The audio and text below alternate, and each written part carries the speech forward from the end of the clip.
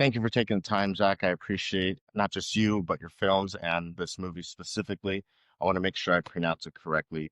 Uiksaringitara? Close? Closing.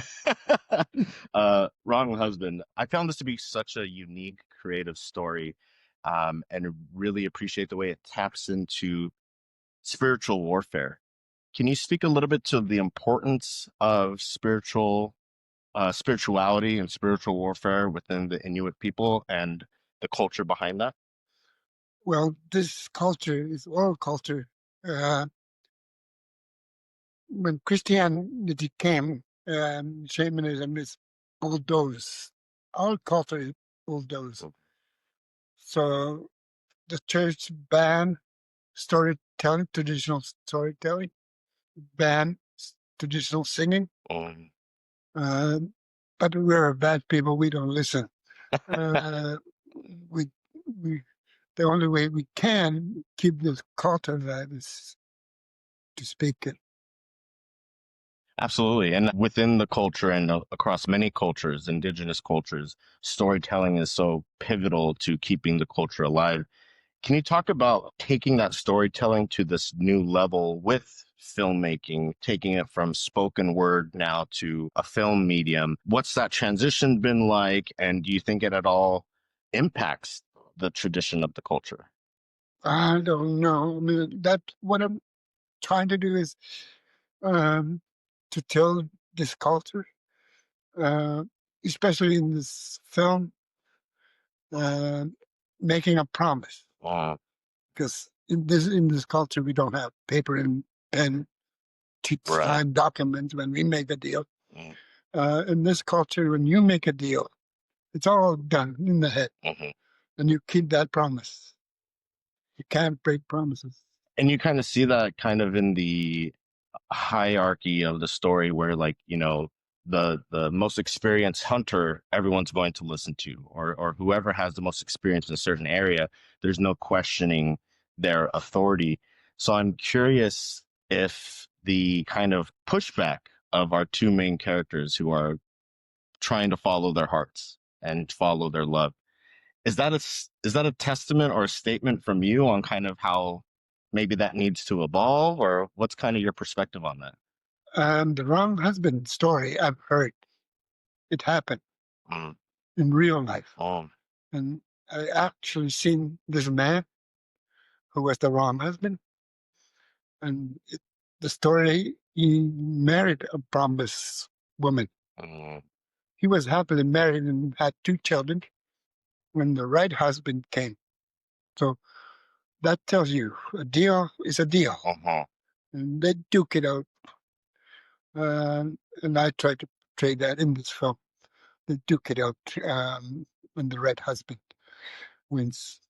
I love how triumphant it feels when we get to the various points in the story and you're rooting for this promised love, that they've grown to genuinely love each other. Um, can you tell me about the dynamics of how you open up your film?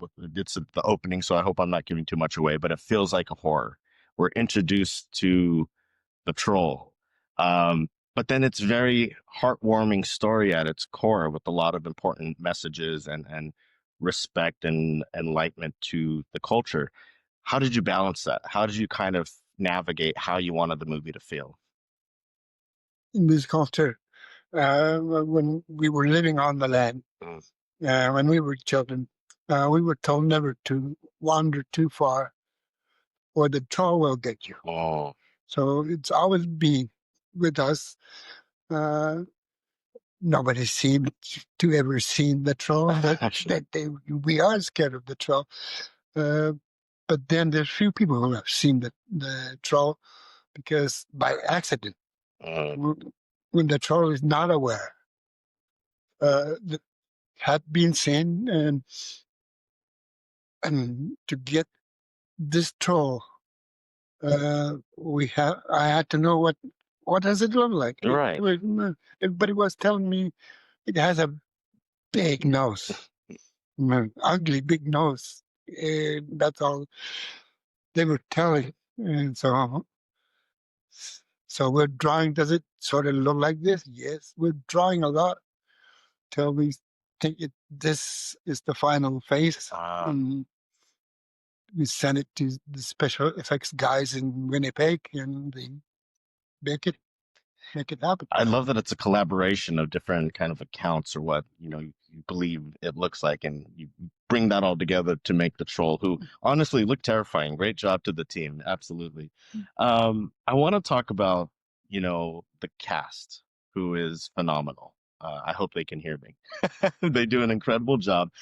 I'm curious, is there, for the majority of them, this is their first film, if I understand correctly. How important is that to you? That, like, what do you get something different from a first time actor versus someone that has experience? Why did you go that route? Um, because I've heard it from your culture. Uh, I heard lives and act. Well, everybody can act.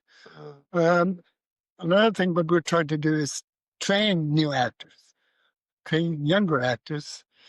Our elders are passing away and goes, and we need new actors. Uh, like we need to cover somebody's shoes. Right. And we're telling our culture, uh, when it comes from the culture, when the culture is telling you, that's the best. That's as close as it gets. And you double down on that with your attention to detail in the costumes, in the props, the production design as a whole. It seems very meticulously sincere to the culture. And for that reason, I imagine you want to have it almost as like a time capsule, maybe, for that next generation. Exactly. What do you want that next generation, the younger generation, to take away from this movie? Because we're so influenced now with today's gadgets, and our young people are just tuned to their gadgets. We might as well put it in there, Right. for them to watch. That's what I always been trying to do right from the start. When TV was introduced to us, everybody started looking at it.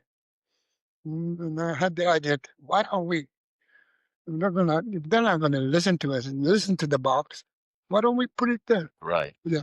Put the message in the box so then it's speaking language to them. Exactly. There's a certain timeless nature to this movie. If I didn't look into it, I wouldn't know when it takes place, but it does feel that it could be relevant today. Can you talk about that decision of having it being placed, thousands of years ago? Is there something you would have done different if it did take place today? Because it does feel like it's relative to today's society and culture. Well, in this culture, for thousands and thousands of years, it stayed the same. The clothes, the animals, stayed the same. The age stayed the same. You drive your dog team, it's the same. Everything stayed the same. So you can't tell how old it is. Right. When in these films we do, it could be 2000, it could be 500 years ago. You can't tell. And the message behind it, as far as what the movie portrays, is that timeless aspect, that it does speak to people. Myself not being a part of the culture, it still spoke to me as far as the heart wanting what it wants and doing what you need, and the spiritual warfare we all go through, right? I'm curious, as someone, as I mentioned, not a part of the culture. I was fascinated by there's a funeral procession, or like a funeral ritual tradition. Can you speak a little bit about that? What that represent and what's happening there to someone looking from the inside, from the outside in?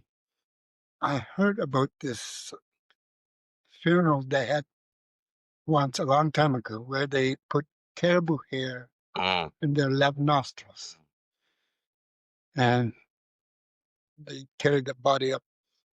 Um, and I also know we have this weird little music tool, what we call Lulu.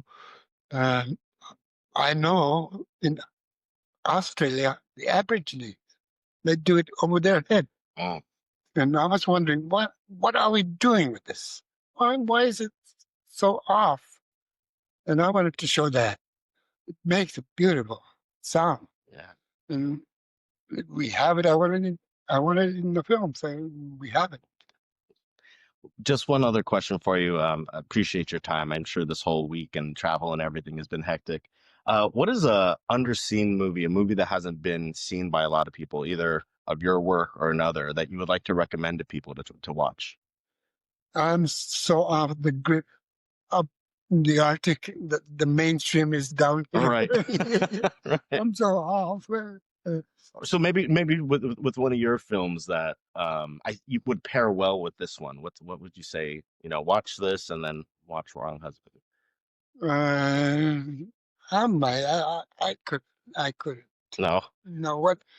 One film that impressed me is an old film done by Mel Gibson, Braveheart. Oh, sure. I love that. I love that movie Yeah. down to the core. And that's what I. What about it? What do you love about? It's a story about a long time ago of this man fighting for his country. That's good. Yeah. Yeah, I love that kind of story. Love it. Love it. How can people keep up with your journey and find not just this movie, but future films that come out? What's the best way to follow along on the journey? It's just through what our young people are doing. Just Through the social media. yeah, Right. social media. Awesome. Awesome. Zach, I appreciate your time so much. Thank you. Thank you.